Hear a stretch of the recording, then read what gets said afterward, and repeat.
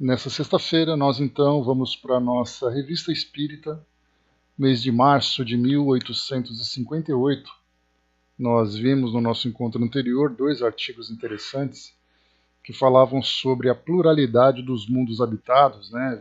Vimos ali Kardec apresentando para nós algumas ideias que os espíritos ofereciam a respeito dos mundos habitados, né? Fora aqui do nosso planeta, obviamente.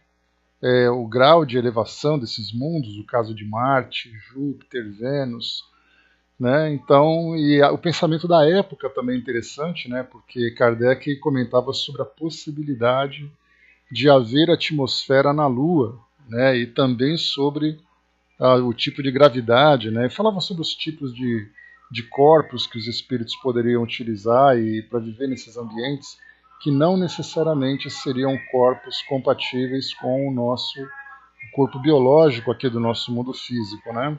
Então, aqui nós temos agora no nosso índice, só um instantinho, pessoal, por gentileza. Então, nós tivemos esses artigos de Kardec, né? Nós continuaremos então agora, conforme aqui o nosso planejamento, Confissões de Luís XI, a fatalidade e os pressentimentos, utilidade de certas evocações particulares, e o Dr. Xavier sobre diversas questões psíquico-fisiológicas. Então, 4 temas bem diferentes, né, que nós vamos aqui tirar o melhor proveito, né, dos trabalhos feitos por Kardec. Então, aqui, mês de março de 1858, Confissões de Luís XI, ou Luís XI.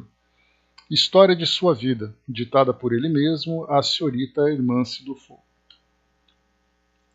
Falando da história de Joana d'Arc, ditada por ela mesma, e da qual nos propomos citar diversas passagens, dissemos que a senhorita Dufour havia escrito da mesma maneira a história de Luís XI. Esse trabalho, um dos mais completos no gênero, contém documentos preciosos do ponto de vista histórico. Nele, Luís XI revela-se o profundo político que conhecemos, mas, além disso, dá-nos a chave de vários fatos até hoje inexplicados. Do ponto de vista espírita, é uma das mais curiosas mostras de trabalho de fôlego produzidos pelos espíritos. A esse respeito, 2 coisas são particularmente notáveis. A rapidez da execução, 15 dias foram suficientes para ditar a matéria de grosso volume. E, em segundo lugar, a lembrança tão precisa que um espírito pode conservar dos acontecimentos da vida terrestre. Aos que duvidarem da origem desse trabalho e o acreditarem à memória da senhorita Dufour, responderemos que seria preciso, com efeito da parte de uma menina de 14 anos, uma memória bem fenomenal e um talento de precocidade não menos extraordinário para escrever de uma assentada uma obra dessa natureza. Aqui o que Kardec chama atenção é exatamente muitas críticas que eram feitas naquela época de livros psicografados, que assim como nós encontramos hoje, Chico Xavier mesmo passou por esse problema, de ter sido acusado de ter plagiado os autores, ter feito ali poemas, trazido para nós textos de memória. Então eram textos dele e não dos espíritos. De que Kardec faz essa defesa a Hermance Dufour, falando exatamente um livro que foi trazido em 15 dias, de grosso volume, com detalhes da vida de uma personagem da França, e também a idade precoce dela também, né, e falando do tempo, da forma como se desenvolveu esse trabalho. Né, numa sentada, ela conseguiu trazer todo esse conteúdo. Então ele falava exatamente da inviabilidade, né, a gente pode dizer assim que não era impossível, mas era muito pouco provável que um trabalho dessa natureza fosse realizado diante dessas circunstâncias. Né? Então, nesse caso, Kardec faz a defesa dessa jovem, falando exatamente sobre a importância do trabalho feito por parte dos espíritos. E diz ainda para nós.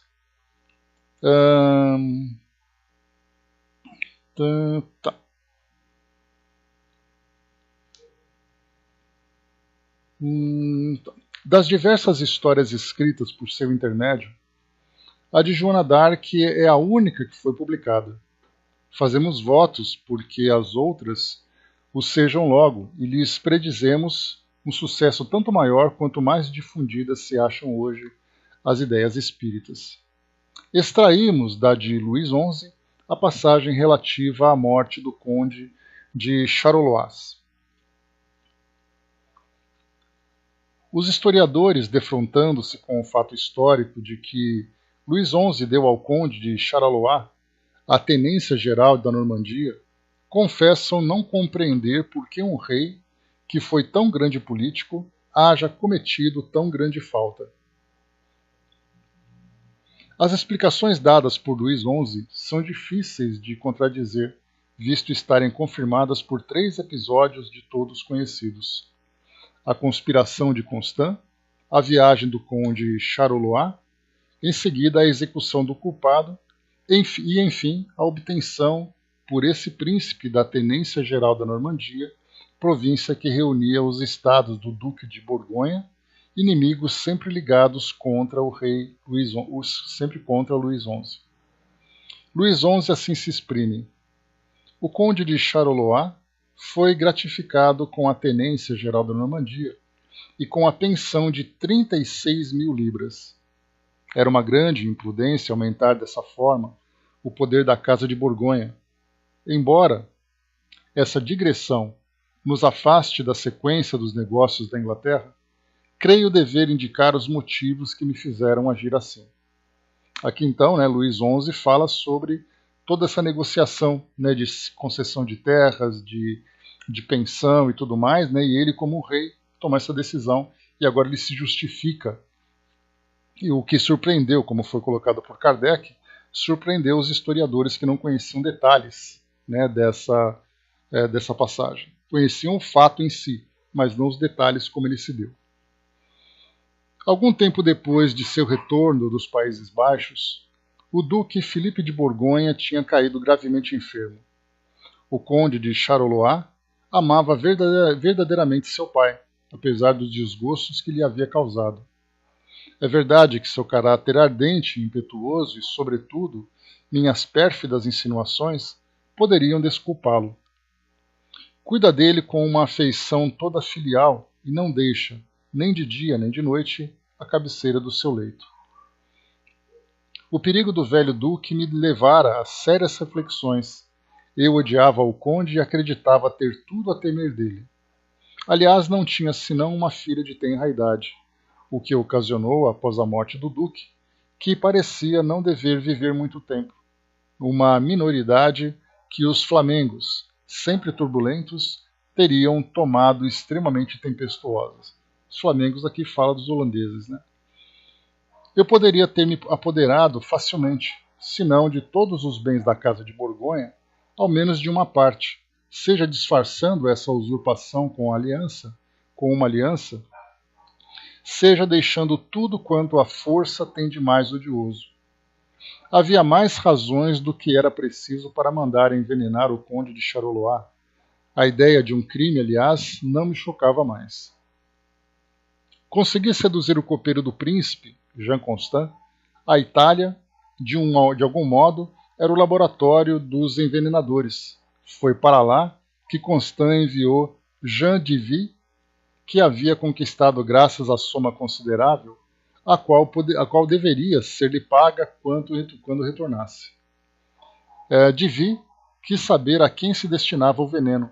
O copeiro teve a imprudência de confessar que era para o conde de Charolois. Depois de ter dado conta de sua tarefa, Divy apresentou-se para receber a importância prometida. Mas longe de lhe apagar, Constant o cobriu de injúrias. Furioso com essa recepção, Divy jurou vingar-se. Foi encontrar-se com o conde de Charolois, confessando-lhe tudo o que sabia. Constant foi preso e conduzido ao castelo de Ripemont. O medo da tortura o fez confessar tudo, exceto minha cumplicidade, talvez esperando que eu intercedesse por ele. Já se achava no alto da torre, local destinado ao suplício, e já se preparavam para decapitar, quando externou o desejo de falar ao conde. Contou-lhe então o papel que eu havia desempenhado nessa tentativa. Apesar do espanto e da cólera que experimentou, o conde de Charolois calou-se e as pessoas presentes não puderam fazer senão conjecturas vagas, fundadas nos movimentos de surpresa que o relato provocou. Malgrado a importância dessa revelação, Constant foi decapitado e seus bens confiscados, mas restituídos à sua família pelo Duque de Borgonha. Seu delator experimentou a mesma sorte, devido em parte à resposta imprudente que deu ao príncipe de Borgonha. Havendo este perguntado como, caso a soma prometida lhe tivesse sido paga, se teria denunciado o complô, teve ele a inconcebível temeridade de responder que não. Quando o conde veio a Tours, pediu-me uma entrevista particular. Nela deixou extravasar todo o seu furor e me cobriu de censuras. Eu o apaziguei, dando-lhe a tenência geral da Normandia e a pensão de 36.000 libras. A tenência geral não passou de um título sem resultado. Quanto à pensão, não recebeu senão o primeiro vencimento. Então aqui um trechinho desse livro que fala sobre as confissões de Luís XI, confissões essas, né, que trata exatamente dessa conspiração que foi criada naquela época entre líderes, né, políticos daquelas regiões. Né? Então esse livro aqui, Kardec então ele trouxe esse trechinho muito mais para fazer uma divulgação dessas confissões e também do trabalho mediúnico, que é importante. A gente lembra que muitas vezes o livro, a história, acaba chamando a atenção e embutida nessa história nós temos o método, que é exatamente a psicografia, que por consequência fala sobre a sobrevivência do espírito, sobre a individualidade, a comunicabilidade com os mortos, né? Enfim, tudo aquilo que a doutrina espírita difundia naquela época. Então esses livros vinham muito mais para chamar a atenção das pessoas. Então, Joana d'Arc por ela mesma, um dos livros recebidos por Hermance Dufour, Confissões de Luís XI e outras obras também, que são interessantes daquele período. Hoje, para nós, precisaríamos de uma pesquisa histórica um pouco mais profunda, um pouco mais detalhada, para poder conhecer o trabalho, conhecer um pouquinho sobre a realidade daquela época. Mas seria como se nós hoje tivéssemos Confissões de Getúlio Vargas. Seria mais ou menos assim nessa proporção daquele período. Sem problemas, Angelina. Tá? Só que o texto já estou tranquilo. O próximo artigo que nós temos aqui, Instruções dadas por São Luís, a fatalidade e os pressentimentos. Aqui então já um texto mais instrutivo para nós, que vai falar sobre isso, porque são temas, sem dúvida nenhuma, bastante interessantes para os nossos estudos. Fatalidade quer dizer aquilo que está determinado que vai acontecer. E os pressentimentos, aquelas impressões que nós temos, impressões prévias de determinados fatos. Vamos entender como isso acontece, então, trazido por São Luís, que era o presidente espiritual da Sociedade Parisiense de Estudos Espíritas, como ele se declarou e também como Kardec já afirmou num dos seus boletins das reuniões da sociedade. Então, lembrando que muitos assuntos eram muito mais estimulados pelos leitores da Revista Espírita do que pelo próprio Kardec. Então ele já começa assim. Um dos nossos correspondentes escreveu-nos o seguinte. No mês de setembro último, uma embarcação ligeira fazendo a travessia de Dunkerque a Ostende foi surpreendida à noite pelo mau tempo. O barco virou e, das 8 pessoas que lá estavam, 4 pereceram. As outras 4, no número das quais me encontrava, conseguiram manter-se sobre a quilha. Ficamos a noite inteira nessa horrível posição, sem outra perspectiva senão esperar a morte, que nos parecia inevitável e da qual já experimentávamos todas as angústias. Ao romper do dia, tendo o vento nos empurrado para a costa, pudemos ganhar a terra a nado. Porque nesse perigo, igual a todos, só 4 pessoas sucumbiram. Notai que, a meu respeito, é a 6ª ou 7ª vez que escapo de um perigo tão iminente e mais ou menos nas mesmas circunstâncias. Sou levado a crer, sou levado realmente a crer, que mão invisível me protege. Que fiz para merecer isso? Não sei bem. Sou alguém sem importância e sem utilidade nesse mundo, e não me vanglorio de valer mais que os outros. Longe disso, entre as vítimas do acidente havia um digno eclesiástico, modelo de virtudes evangélicas, e uma venerável irmã de São Vicente de Paulo, que iam cumprir uma santa missão de caridade cristã. A fatalidade parece desempenhar um grande papel em meu destino.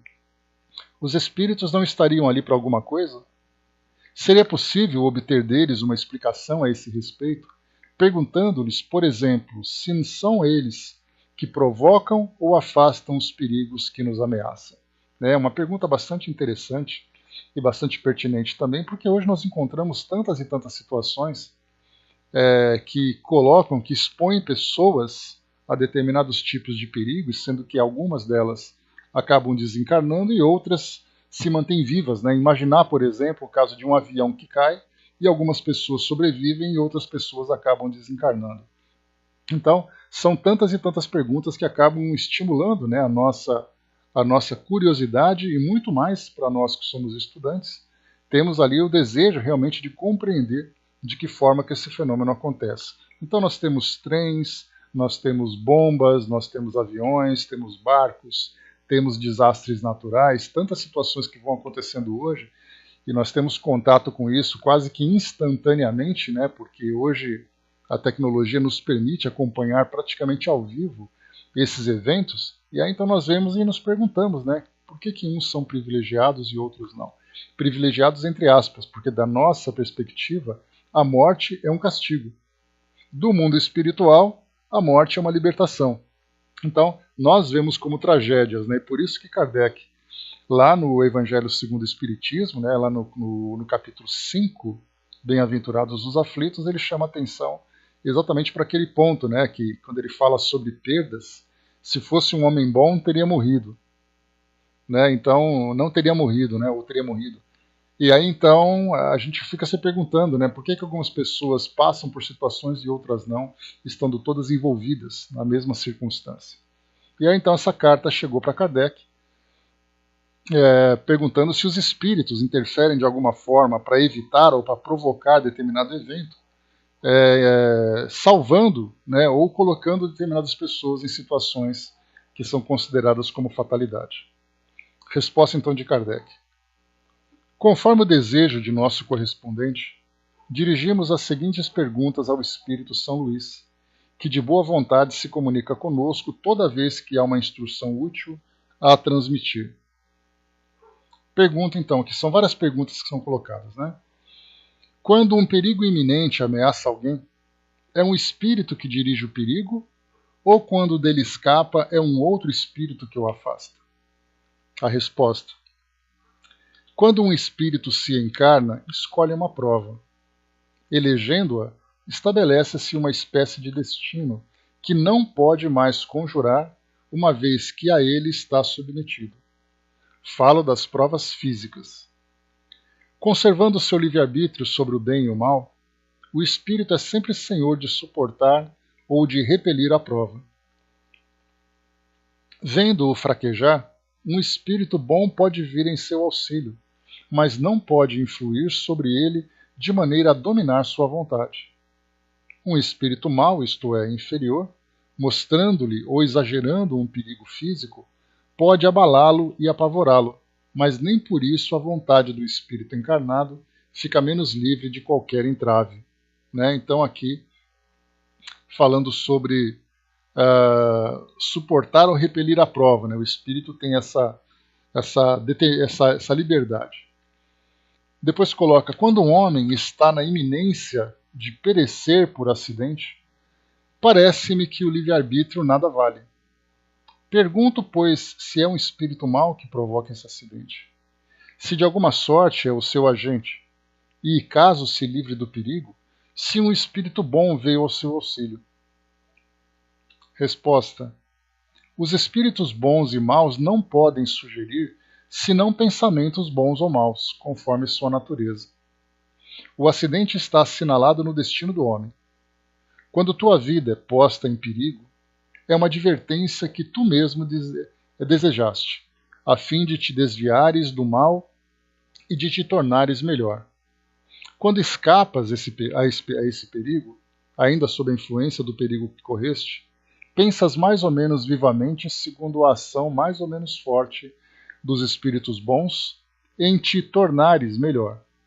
Sobrevindo o espírito mau, e digo mal subentendendo o mal que nele ainda persiste, pensas que igualmente escaparás de outros perigos e deixas de novo tuas paixões se desencadearem. Pergunta: a fatalidade que parece presidir os destinos materiais de nossa vida também é resultante de nosso livre-arbítrio? Tu mesmo escolheste a tua prova. Quanto mais rude ela for e melhor a suportares, tanto mais te elevarás. Os que passam a vida na abundância e na aventura humana são espíritos pusilânimes que permanecem estacionários. Assim, o número dos desafortunados é muito superior aos dos felizes nesse mundo. Atento que os espíritos, na sua maioria, procuram as provas que lhes sejam mais proveitosas. Eles veem perfeitamente bem a futilidade das vossas grandezas e gozos. Acresce que a mais ditosa experiência é sempre agitada, sempre perturbada, mesmo quando houvesse ausência da dor. Depois ele coloca a pergunta: compreendemos perfeitamente essa doutrina, mas isso não nos explica se certos espíritos exercem uma ação direta sobre a causa material do acidente. Suponhamos que uma ponte se desmorone no momento em que um homem passa por ela. Quem impeliu o homem a passar por essa ponte? Resposta: quando um homem passa sobre uma ponte que deve cair, não é o espírito que o leva a passar aí. É o instinto de seu destino que o conduz a ela. Quem fez a ponte desmoronar? As circunstâncias naturais. A matéria tem em si as causas da destruição. No presente caso, tendo o espírito necessidade de recorrer a um elemento estranho à sua natureza para movimentar forças materiais, recorrerá de preferência à intuição espiritual. Assim, devendo a ponte desmoronar-se, a água disjunta as pedras que a compõem, a ferrugem corrói as correntes que a sustentam, e o espírito, digamos, insinuará ao homem que passe por essa ponte em vez de passar por outro local. Tendes, aliás, uma prova material do que digo. Seja qual for o acidente, ocorre sempre naturalmente, isto é, por causas que se ligam às outras e o produzem insensivelmente. Aqui dá para a gente fazer uma reflexão sobre isso, né? Quando nós temos, por exemplo, um avião. Né? Nós tivemos recentemente um acidente, e aí então um dos passageiros teve ali uma impressão de que deveria fazer outras coisas, surgiu um imprevisto, ele acabou não embarcando no voo. E o voo então caiu. Né? O avião acabou caindo. E aí então exatamente o que coloca para nós. As causas do acidente são causas mecânicas, são causas materiais. Então, quer dizer, já há uma programação, e aí que entra a grande pergunta, né? Como é que sabe que aquele acidente vai acontecer naquele momento? E aí, então, todos aqueles que estão envolvidos com aquele projeto, podemos chamar assim, porque é um projeto reencarnatório, o espírito faz escolha das suas provas, ele sabe que vai desencarnar ou passar por aquela experiência para despertar ali a sua consciência, para promover ali na sua evolução e tudo mais, então ele segue em direção àquele evento como se algo o atraísse. Então existem ali uma série de fatores que vão se juntando para formarem o cenário, a circunstância e o fato. E ali então estando envolvidos todas as personagens que estão comprometidas com aquela experiência. Para nós é um pouco difícil entender, exatamente porque nós não compreendemos ainda a forma como as pessoas se atraem, como as pessoas são atraídas para determinados ambientes. Imaginarmos, por exemplo, né, Kardec fala sobre isso lá no Livro dos Espíritos, sobre os espíritos que se procuram numa multidão. Então, dois espíritos reencarnam em ambientes diferentes, eles têm uma programação reencarnatória, que eles vão ter que se encontrar, formar uma família ou passar por uma experiência. Então, um nasce num lado, outro nasce no outro, os anos vão passando e de repente as coisas vão fazendo com que eles se aproximem até o momento em que eles se juntam. E deixa um detalhe muito curioso, esse um detalhe muito interessante para as nossas reflexões, de que forma que essa força funciona entre os espíritos. Eles são induzidos a se encontrarem, quer dizer, alguém fica o tempo todo dizendo, olha, vai para aquele lugar, faz isso, faz aquilo, até chegar a encontrar com o outro, ou eles naturalmente se atraem? Exatamente o que foi colocado para nós aqui nessa questão anterior, né? Então, tendo o espírito necessidade de recorrer a um elemento estranho à sua natureza para movimentar forças materiais, recorrerá de preferência à intuição espiritual, é quando é o caso de uma influência que existe, né? André lembrou aqui, né, é difícil entender a morte de 300 pessoas em um acidente de avião programado, né? É uma indução das pessoas ou dos espíritos? Fica a dúvida para mim. É exatamente o que coloca para nós. O espírito, quando ele escolhe a sua prova, ele sabe que vai desencarnar daquela forma. Então, nós lembramos sempre que cada tipo de desencarnação oferece para um espírito uma determinada experiência. É aquele que desencarna de uma doença, de um modo súbito, de um modo lento, né, em que a doença se torna crônica e vai se agravando. Nós temos aqueles casos de um acidente, de um atentado, de uma circunstância qualquer que seja. Né? Então o espírito desencarna, então o próprio tipo de morte vai oferecer para cada um de nós uma determinada experiência de maior violência, de menor violência, de um temor ou de uma tranquilidade. Cada um tem ali o seu próprio destino e as suas necessidades também. Então, ali no caso dos espíritos, então, de acordo com a necessidade, eles então se programam, ou o espírito se programa para desencarnar daquela forma. Pode ser uma desencarnação coletiva, no sentido de que todos os espíritos estão comprometidos com a mesma experiência, ou pode ser uma desencarnação coletiva, em que todos desencarnam no mesmo local, da mesma forma, mas cada espírito dentro da sua própria história. Eis aí o detalhe, né? Porque vamos imaginar assim que vários espíritos comprometidos com o passado cometeram um crime. Todos eles estavam juntos, então eles se programam para desencarnarem juntos da mesma forma para poder, para quitarem ali os seus débitos com as leis divinas, né? Mas pode acontecer de um espírito que precisa passar por uma experiência isolada de uma desencarnação violenta. E aí então, naquele momento, naquele voo, nós estamos falando de um avião, mas poderíamos falar de um ônibus, poderíamos falar de um trem, de um desabamento, qualquer coisa desse gênero. Então, todos os espíritos então se programam para estarem naquele local, cada um tendo ali a sua própria necessidade. Não que eles não estivessem comprometidos com o passado. Nesse caso, nós não podemos fazer nenhum tipo de apontamento da nossa parte, porque não conhecemos a história de cada um deles. Né? A Maria lembrou que ainda bem que temos esquecimento, né? Então certamente que sim, porque do contrário nós viveríamos no pânico, né? Tic Tac lembrou, né? Há os agentes da lei também, né? Como foi colocado para nós aqui, existe também ali uma certa indução, né? Então, como foi colocado para nós, ele disse assim, né? Devendo a ponte desmoronar-se, a água disjunta as pedras que a compõem, a ferrugem corrói as correntes que a sustentam, e o espírito, digamos, insinuará ao homem que passe por essa ponte em vez de passar por outro local. Tendes, aliás, uma prova material do que digo.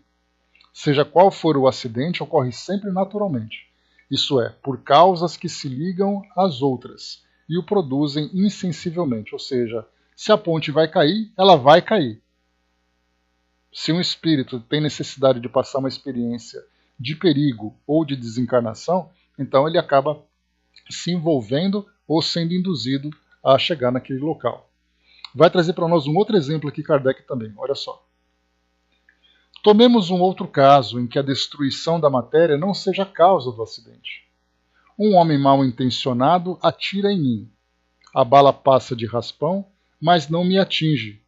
Poderá ter sucedido que um espírito bondoso haja desviado o projeto? A resposta não. Podem os espíritos advertir-nos diretamente de um perigo? Eis um fato que parece confirmá-lo. Aqui então, primeiro anterior, né, esse da bala, em que o espírito desviou a bala do local. Ou seja, a física, né, a lei da física faz com que o projétil siga naquela direção. Nós vamos ver isso aqui de novo, em Fatalidade, lá no próprio Livro dos Espíritos. Kardec traz esses assuntos para nós. Lembra da telha que cai de cima de uma casa e acerta uma pessoa, que ele traz esse exemplo, né? Então ele vai falando para nós sobre essas situações. Então, na verdade, um espírito está num local em que aquele projétil vai ser lançado. De que forma que isso acontece também, temos dificuldades. É o caso, por exemplo, das balas perdidas, que nós tanto ouvimos falar, né, nas grandes cidades, né, que a mídia hoje tem apresentado para nós. Né? Uma criança dentro da escola, de repente está ali um projétil, sai de um determinado local, numa direção, e acerta aquela criança. Quer dizer, ela tinha que estar naquele local, no momento em que o tiro foi disparado, naquela trajetória. Sabemos que o acaso, né, não determina o destino das pessoas, mas não deixa de ser curioso para nós questionarmos, né, de que forma que acontece essa precisão. O espírito é levado naturalmente para aquele local para que aquele tiro aconteça? Kardec traz para nós aqui uma outra pergunta. Podem os espíritos advertir-nos diretamente de um perigo? Ou seja, chegar para nós e falar assim, ó, não vá para lá, que ali você vai correr um perigo. De uma forma clara, direta, né? Eis um fato que parece confirmá-lo. Uma mulher saiu de casa e seguia pelo boulevard. Uma voz íntima lhe diz, vai embora, retorna para tua casa. Ela hesita. A mesma voz faz-se ouvir várias vezes, então ela volta. Mas, pensando melhor, diz a si mesma, o que vou fazer na minha casa? Acabo de sair de lá. Sem dúvida é efeito da minha imaginação. Então continua seu caminho. Alguns passos mais adiante, uma viga que tiravam de uma casa atinge-lhe a cabeça e a derruba inconsciente. Que voz era aquela? Não era um pressentimento do que ia acontecer a essa mulher? Resposta. A voz do instinto. Nenhum pressentimento, aliás, apresenta tais caracteres. São sempre vagos. Então, pressentimento ele é assim, uma ideia mais vaga. Nesse caso, essa voz já é mais direta. Que entendeis por voz do Espírito? Resposta. Entendo que antes de encarnar-se, o Espírito tem conhecimento de todas as fases de sua existência. Quando essas fases têm um caráter fundamental, conserva ele uma espécie de impressão em seu foro íntimo, e tal impressão, despertando quando o momento se aproxima, torna-se pressentimento. Então, olha só, não é uma influência exterior, é o próprio espírito que tem ali essa imagem, né, de que aquilo vai acontecer naquele local. Então ele sabe, né, nós podemos dizer assim que quando nós reencarnamos, nós temos, de alguma forma, na nossa programação, determinados ali os fatos capitais. Esses fatos capitais são aqueles que, de alguma forma, vão determinar para nós ali um certo destino, um certo aprendizado. Aí então, quando nós começamos a nos aproximar desse momento, naquele nosso tempo, começamos então a sentir uma certa agitação. Para uns, essa voz do instinto se torna mais clara. Para outros, uma simples impressão. Para aqueles que são mais sensíveis, né, acabam seguindo essa intuição de que a impressão, então, que ele tem sobre um determinado perigo é algo que realmente vai incomodá-lo. Aí, então, ele deixa de sair, deixa de seguir naquela direção. Kardec coloca uma nota, né, sobre esse detalhe. Né? As explicações acima se referem à fatalidade dos acontecimentos materiais. A fatalidade moral é tratada de maneira completa em O Livro dos Espíritos. Então aqui, esse artigo para a gente ter aqui algumas reflexões sobre essa ideia da fatalidade, que nada mais é do que uma programação que o espírito tem, né, escolhida de acordo com o seu livre-arbítrio, ou naturalmente, né, induzida pelos espíritos no momento da nossa programação reencarnatória, e esses pressentimentos também, quando o espírito se vê se aproximando dos momentos importantes que ele vai ter que vivenciar. A André colocou, né, eu pensava que fosse um tipo de aviso de nosso protetor. Né? Tem também, né, o que ele foi colocado para nós aqui, André, é a questão dos pressentimentos. Né? Ele não fala sobre as influências espirituais. Então, na verdade, sem dúvida nenhuma, há essa influência, mas não foi tratado aqui porque não era o tema que Kardec estava abordando, né? Porque o pressentimento é aquele sentimento íntimo de que alguma coisa está para acontecer. O espírito fica mais aflito, ele fica mais agitado, ele tem essa voz interior que fala com ele, mas é tudo dele mesmo porque ele sabe que se aproxima de um momento importante, de um momento capital na sua história. Agora, quando nós falamos sobre os espíritos protetores, os anjos guardiões e tudo mais, aí nós temos ali um outro trabalho, né, um outro estudo para desenvolver, que nós veremos também na própria influência dos espíritos, lá no Livro dos Espíritos. Próximo artigo para nós aqui, utilidades de certas evocações particulares. Lembrando que Kardec ele aborda aqui com muita frequência a questão das evocações. Ele mesmo realizava essas evocações, assim como também ele estimulava, como nós vimos no Livro dos Espíritos, no Livro dos Médiuns, ele até trazia instruções sobre essas evocações. Agora, qual é a utilidade delas? A princípio, para nós, é apenas satisfação da curiosidade, ou mesmo ali um conforto, uma consolação que cada um de nós tem de acordo com uma experiência vivida, como é o caso, por exemplo, da perda de entes queridos. Então diz aqui para nós a utilidade de evocações, a utilidade de certas evocações particulares. As comunicações que se obtêm dos espíritos muito elevados ou dos que animaram grandes personagens da antiguidade são preciosas pelo alto ensinamento que encerram. Esses espíritos adquiriram um grau de perfeição que lhes permite abranger uma esfera de ideias mais extensa, penetrar mistérios que ultrapassam o alcance vulgar da humanidade e, em consequência, de iniciar-nos melhor do que outros em certas coisas. Daí não se segue que as comunicações de espíritos de uma ordem menos elevada não tenham utilidade. Aqui, então, um ponto importante abordado por Kardec. Porque quando nós falamos em instruções dos espíritos, geralmente nós imaginamos aqueles espíritos com grandes conhecimentos, foram grandes personalidades. E não, o seu Joãozinho, a Dona Mariazinha, que acabou desencarnando e, de repente, numa evocação que nós fazemos, nós não poderíamos, por exemplo, colher ensinamentos importantes vindos desses espíritos. Kardec coloca, longe disso. O observador aure nelas diversas instruções. Para conhecer os costumes de um povo, é preciso estudá-los em todos os graus da escala. Quem só tivesse visto sob uma face, conhecê-lo-ia mal. A história de um povo não é de seus reis e das sumidades sociais. Para julgá-lo, é preciso vê-lo em sua vida íntima, em seus hábitos privados. Ora, os espíritos superiores são as sumidades do mundo espírita. Sua própria elevação os coloca de tal forma acima de nós que nos assustamos com a distância que nos separa deles. Espíritos mais burgueses, que nos permitam a expressão, tornam mais palpáveis as circunstâncias de sua nova existência. Neles, a ligação entre a vida corporal e a vida espiritual é mais íntima. Nós a compreendemos melhor porque nos toca mais de perto.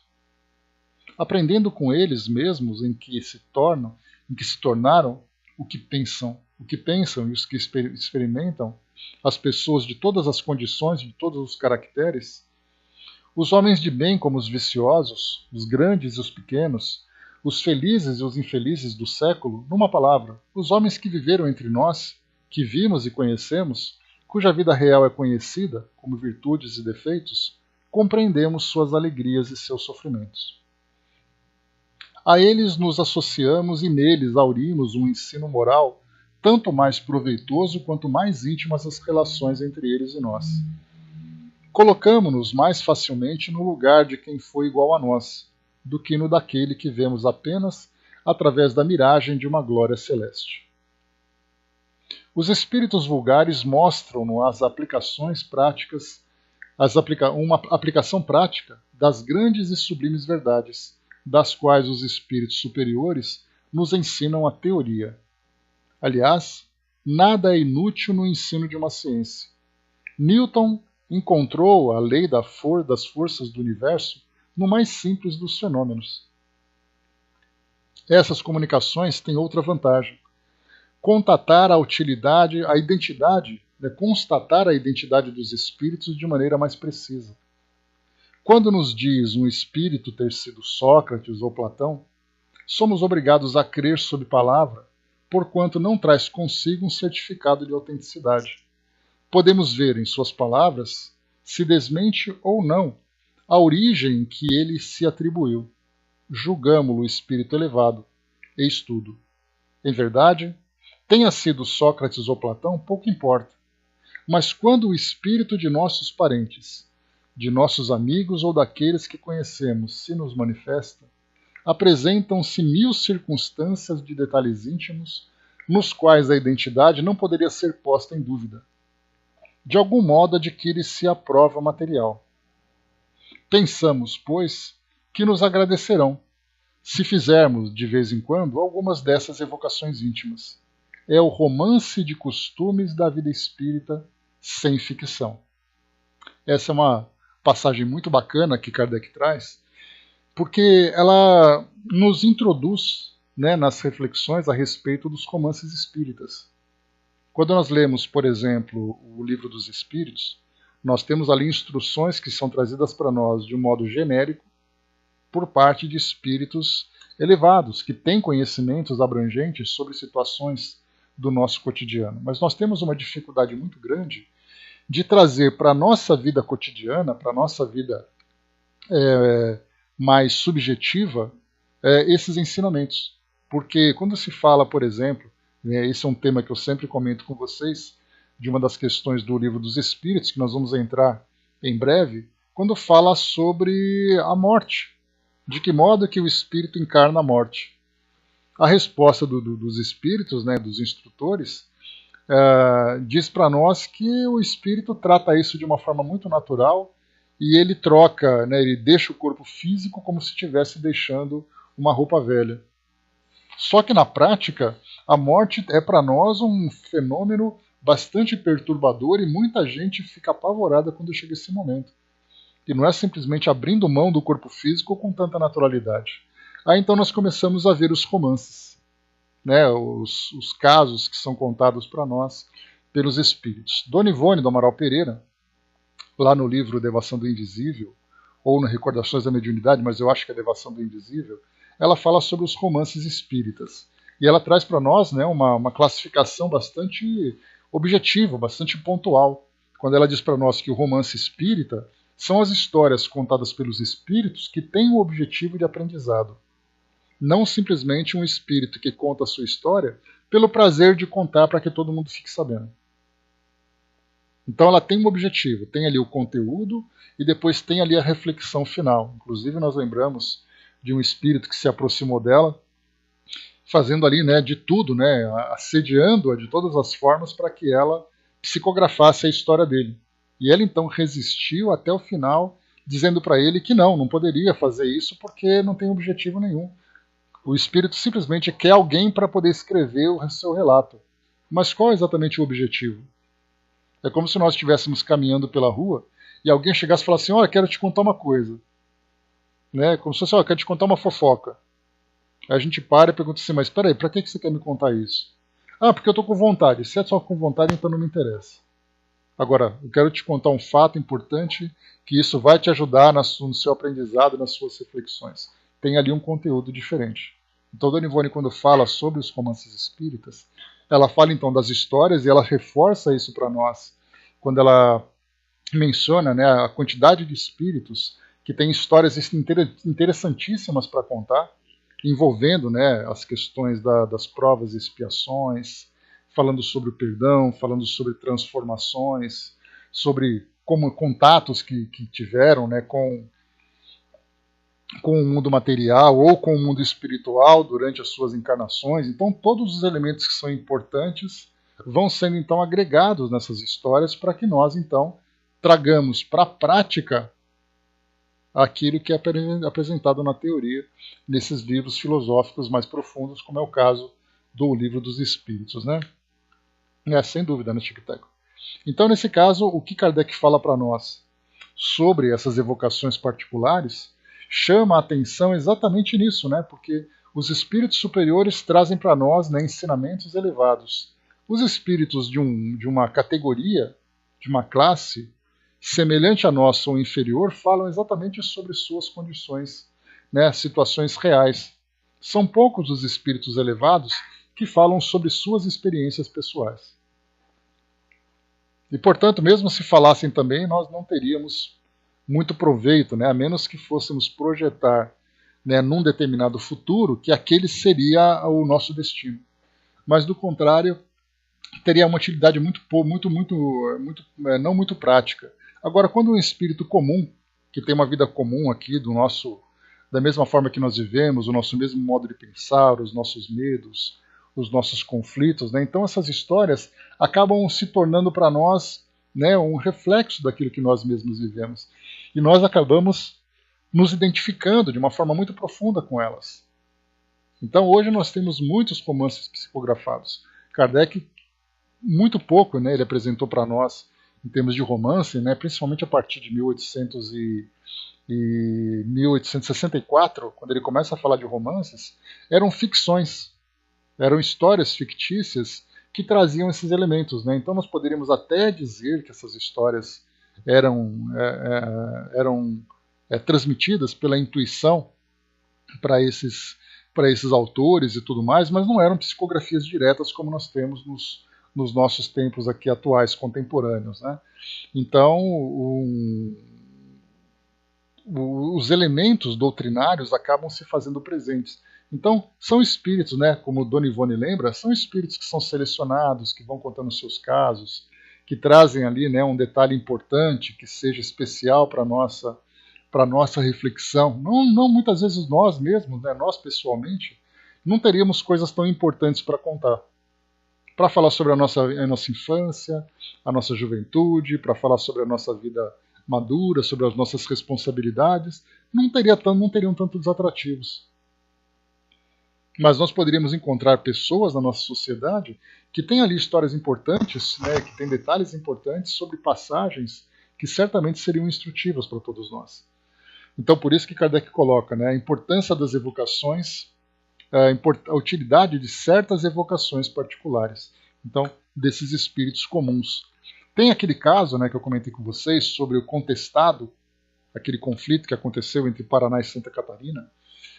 Se eu não me engano, no começo do século XX, não me recordo precisamente, né, o período.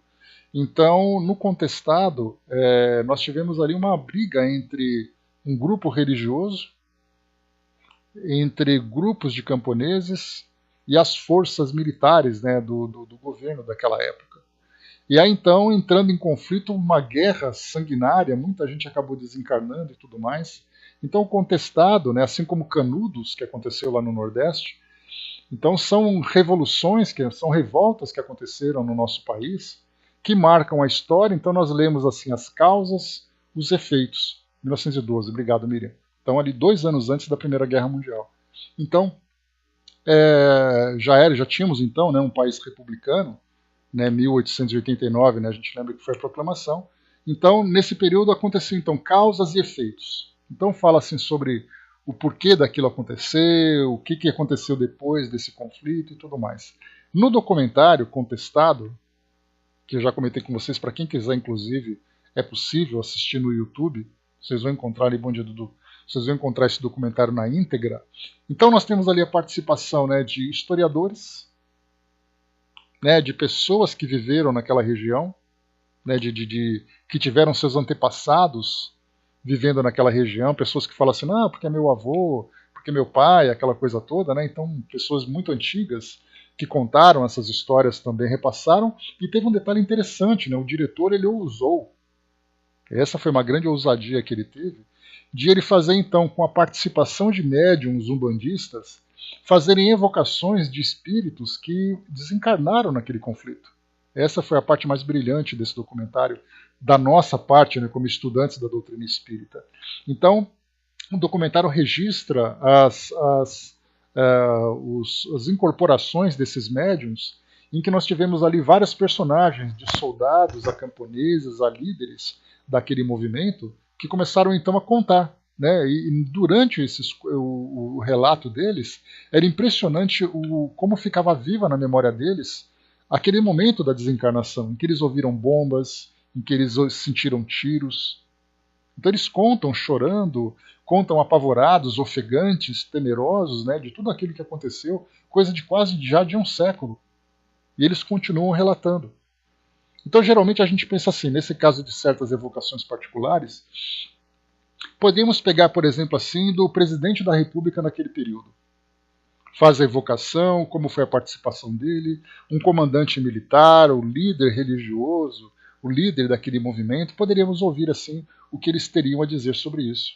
Mas quando a gente pega ali as pessoas que desencarnaram, pessoas comuns, que participavam daquele movimento, eles começam a falar sobre seus medos e tudo mais, isso se aproxima muito mais da nossa realidade do que essas lideranças, do que esses espíritos que acabam se destacando. Por isso, então, Kardec fala dessas evocações particulares, né, do trato com esses espíritos comuns, são histórias também comuns, com as quais nós temos, então, né, essa afinidade, temos essa identidade. Então isso pode acontecer também, né, no nosso dia a dia. Falarmos com um familiar que desencarnou e tudo mais. Então as pessoas perguntam assim, olha, você gostaria de falar com um espírito seu familiar ou você gostaria de falar com o imperador Dom Pedro II? Então, inicialmente a gente pensaria, né, olha, falar com Dom Pedro II poderia ser muito mais interessante. Né? Claro que, em termos de afeto, o nosso ente querido é muito mais próximo. Mas se nós falarmos para alguém que nós conhecemos, você quer a psicografia de Dom Pedro II ou você quer a psicografia da minha tia que desencarnou? Para alguém que não tem uma relação com ela, é claro que vai querer conhecer o pensamento de Dom Pedro II. Pela personalidade, pela posição que ocupou, pelo conhecimento que ele possuía, pelas suas responsabilidades, etc, etc. Mas se nós quisermos saber exatamente qual vai ser o nosso destino, a nossa condição no mundo espiritual, a realidade da minha tia vai estar muito próxima a mim do que a de Dom Pedro. Então, cada espírito traz ali uma contribuição, né, e cada mensagem que vai ser apresentada vai preencher uma determinada lacuna no nosso aprendizado. Teremos um pensamento de alguém com grande responsabilidade e teremos o pensamento de alguém que tem uma vida comum. Então aprenderemos das duas formas, cada um ali dentro, né, de uma perspectiva. Né? Tudo é importante, né? Então depende muito do que nós queremos exatamente colher de informação. Se o nosso aprendizado é conhecer a realidade do mundo espiritual, é muito mais interessante conhecermos aqueles que estão próximos a nós. Se nós queremos ter uma visão muito mais abrangente sobre temas morais, sobre experiências vividas, sem dúvida nenhuma, conhecer essas personalidades vai trazer para nós um aprendizado muito grande. Né? Então é isso que Kardec chama a atenção. Todas as evocações são importantes. E não é à toa, né, que no livro O Céu e o Inferno, ele então faz ali evocações, né, de espíritos, desde aqueles espíritos mais generosos, considerados os espíritos felizes, até os espíritos mais perturbados, como é o caso dos suicidas, dos criminosos e tudo mais. Então essa perspicácia de Kardec de montar essa coletânea, com mais de 60 psicografias com espíritos das mais variadas categorias, para mostrar para nós exatamente essa realidade do mundo espiritual. Por isso que eu falo para vocês, eu sou apaixonado pelo livro Céu e Inferno, nessa segunda parte das entrevistas, não pela curiosidade de conhecermos o que os espíritos viveram, que para nós, sem dúvida, é interessante, porque nós ainda somos, né, curiosos, temos essa imaturidade, podemos dizer assim, para ficar curioso sobre a vida desse ou daquele. Né? Mas o conjunto, exatamente, Tico e Teco, o conjunto desse material todo, né, toda essa coletânea, mostra para nós a grande diversidade do plano espiritual. Então essa é a parte bacana, né, dessa colocação de Kardec chamando a nossa atenção. Então todas as psicografias são interessantes, são importantes, e aqueles que estão mais próximos a nós mostram exatamente uma realidade que nós conhecemos. Uma realidade muito mais palpável para nós. Depois aqui nós temos, né, nas conversas familiares de além-túmulo. Essa é uma seção que todas as edições aqui da Revista Espírita têm, e nessas conversas familiares, então, Kardec faz evocações ali de espíritos, né, que tem ali as suas histórias para contar. Aqui ele traz duas psicografias. A do assassino Lemer, que nós já conhecemos também lá do estudo da Revista Espírita, né? Aqui em introdução ele diz assim: condenado à pena última pelo júri de Eisner, e executado no dia 31 de dezembro de 57. Ele foi evocado no dia 29 de janeiro de 1858. Né? Aqui então, como eu falei para vocês, né, algumas das evocações que Kardec fez durante o seu trabalho, nós não conhecemos. Né? Na primeira pergunta, o Espírito já responde: estou aqui. Aqui nesse caso, ele faz para nós aqui a evocação.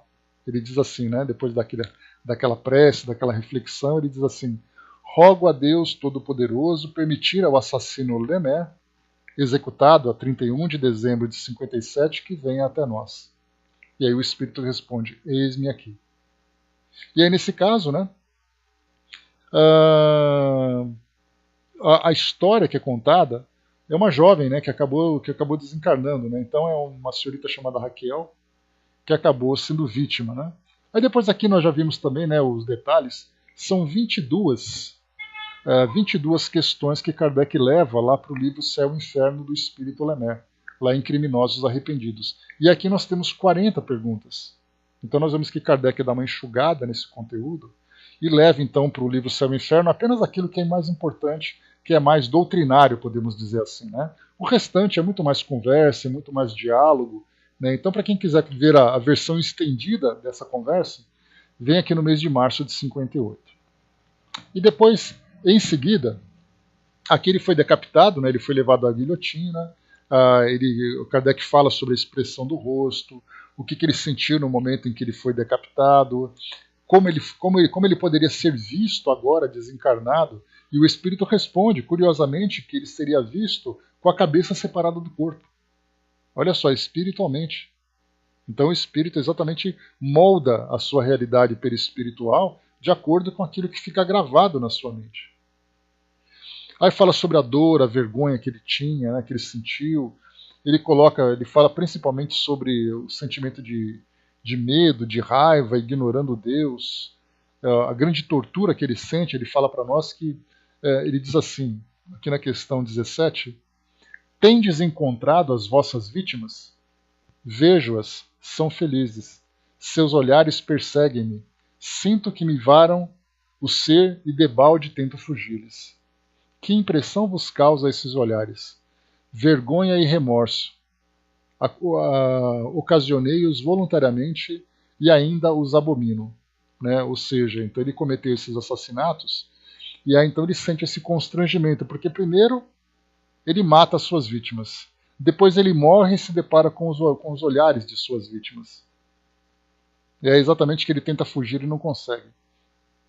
Aí depois aqui ele vai falando sobre vários outros temas, né, sobre a crença em Deus, sobre o que o futuro lhe reserva e tudo mais. Aí depois aqui, a partir da 41, quando encerra, nós temos aqui uma outra psicografia que é da Rainha de Oude.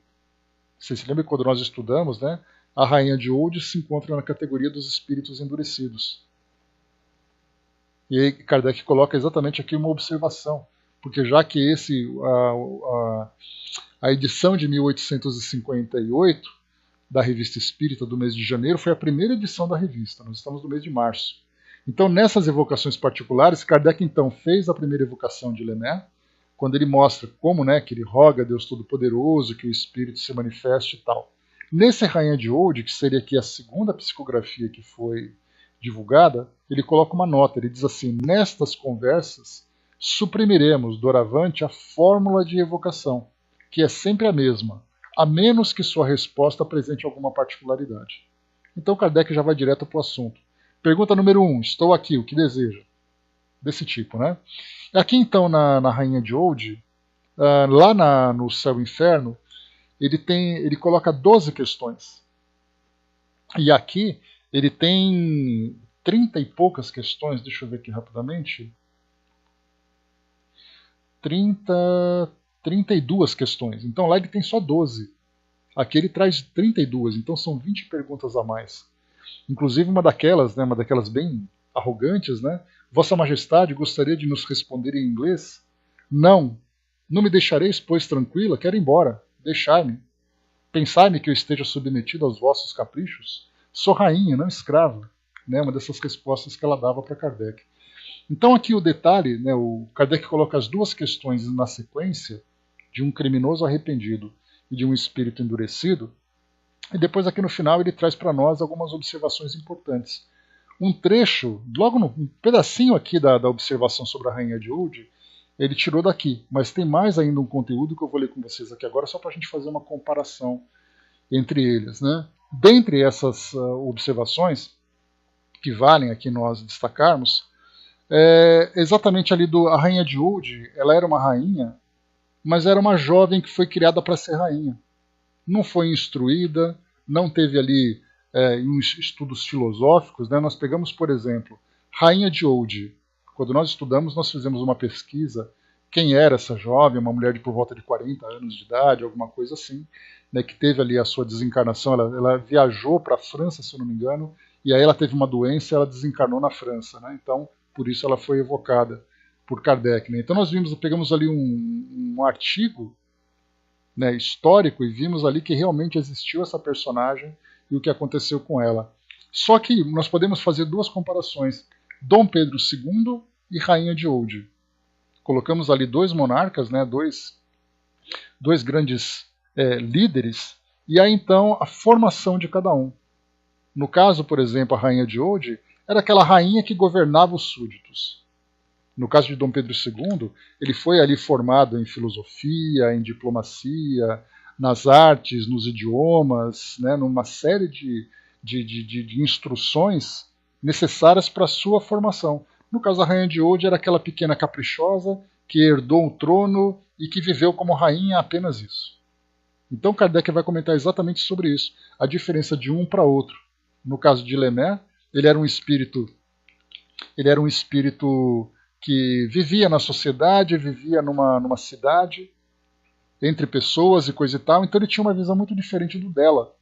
Então vamos lá aqui só para esse trechinho, para podermos aqui refletir um pouquinho sobre a diferença entre os dois.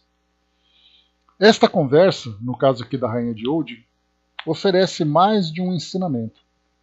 Evocando essa majestade decaída, agora no túmulo, não esperávamos respostas de grande profundidade, tendo em vista o gênero de educação das mulheres naquele país. Mas pensávamos encontrar nesse espírito, se não a filosofia, pelo menos um sentimento mais verdadeiro da realidade e ideias mais sadias sobre as vaidades e grandezas da Terra. Né? Isso porque Kardec imaginava assim, né? O que a senhora pensa da vida? O que a senhora pensa, né, do seu governo? Então, quando perguntava assim, o que a senhora pensa da vida, ela poderia ter respondido, por que você quer saber? A vida é minha e não é sua.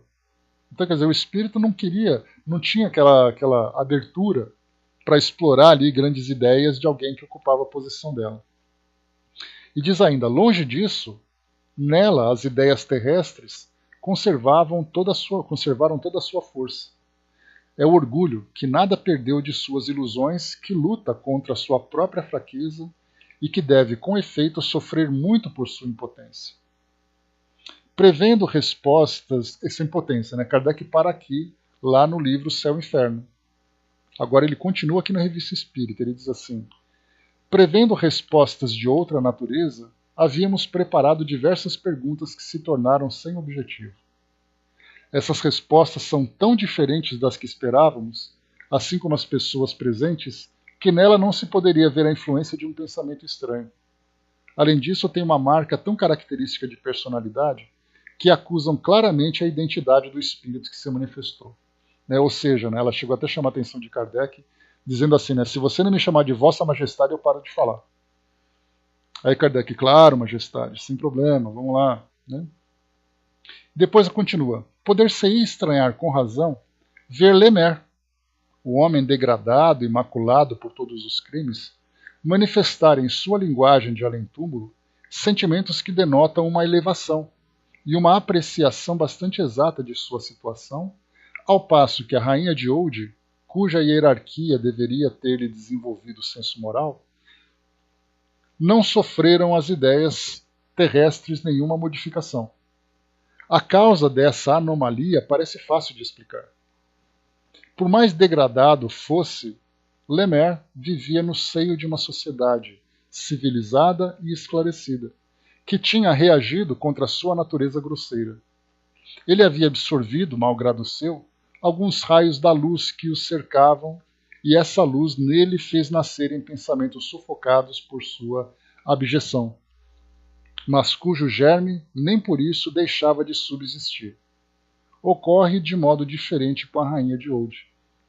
O meio em que viveu, os hábitos, a ausência absoluta de cultura intelectual, tudo deve ter contribuído para manter, em toda a sua pujança, as ideias de que estava imbuída desde a infância. Nada veio modificar essa natureza primitiva, sobre a qual os preconceitos conservaram todo o seu império.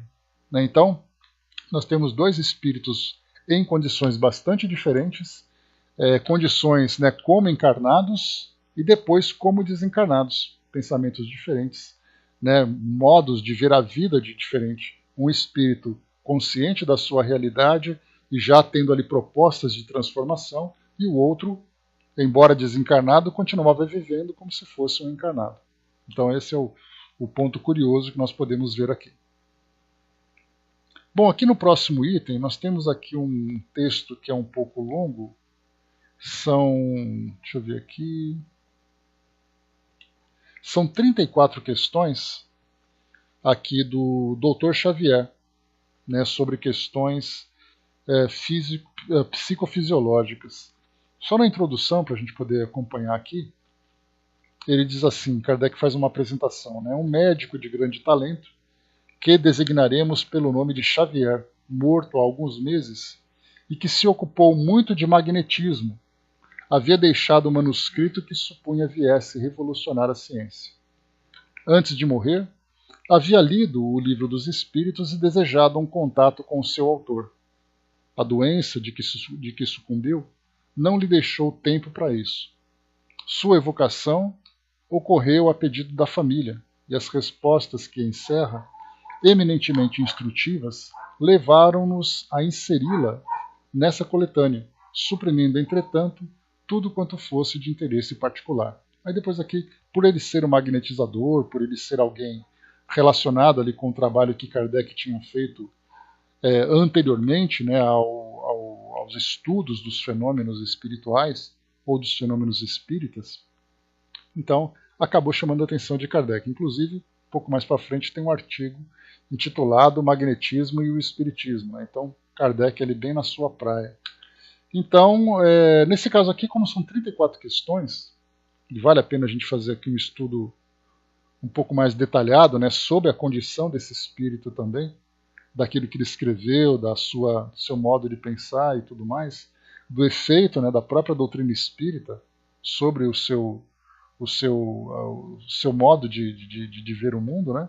Então isso vai trazer para nós aqui ensinamentos interessantes. Então vamos deixar isso aqui para o nosso próximo encontro, já que nós chegamos aqui no final do nosso estudo de hoje, né? Então ficamos com os artigos Confissões de Luís XI, A Fatalidade e os Pressentimentos e Utilidade de certas evocações particulares. Então o Dr. Xavier será o nosso próximo artigo, né? Tico até colocou aqui, né, os reis e rainhas não lavam os pés de súditos, né? Não mesmo. Né? Então mantém ainda aquela posição, né, de arrogância, de autoridade e tudo mais que eles têm. Né? Mas vamos lá, nem todos são arrogantes, né? Lembrando que São Luís também foi rei, para poder entender, fazermos uma comparação. Né? Então, o próximo sexta-feira vai ser feriado, não teremos estudos, né, André? Então, a princípio, não teremos, tá? Porque sempre muda a rotina em feriados, fins de semana e tudo mais, então não teremos, será só no próximo, precisamente na próxima sexta-feira do dia 8 de abril. Né? Então demorará um pouquinho, mas